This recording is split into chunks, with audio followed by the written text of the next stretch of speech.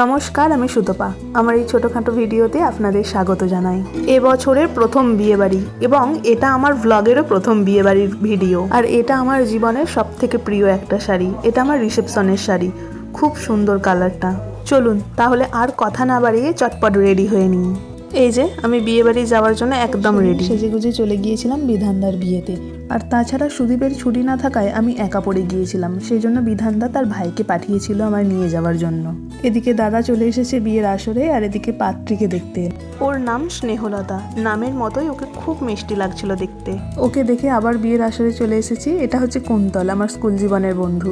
আর বাচ্চাগুলো দেখুন, ওরাও আবার ভিডিও দেখে হাই করে দিল। এদিকে স্টলে পকোড়া শেষ হয়ে গিয়েছিল, তাই কফি আর চিপস খেতে খেতে আতশবাজি ফাটানো দেখছি। আর এদিকে দেখুন, এই লাইনটা কিসের বলুন তো? এত মেয়েরা মিলে, হ্যাঁ, ফুচকার লাইন। আর এই ভিড়ে ঠেলে ঠেলে আমিও অংশগ্রহণ করে নিলাম। এসব করতে করতে ওদিকে বিয়ের আসরে গিয়ে দেখলাম বরণ, শুভদৃষ্টি, মালা বদল, সাত পাক, খই পোড়ানো প্রায় শেষ। এবার শুধু সিঁদুরদানের পালা। তারপর আর দেরি না করে খাবার টেবিলে চলে গেলাম। কি কি খাওয়া দাওয়া হলো সেটা না হয় পরের ভিডিওতেই দেখবেন। খাওয়া দাওয়ার শেষে ভাই আবার বাড়ি অবধি পৌঁছে দিয়ে গেল। সত্যি বিয়ের এত ব্যস্ততার মাঝেই সময়ে দিয়ে আসা আবার নিয়ে আসা এটুকু কি করে বলুন তো?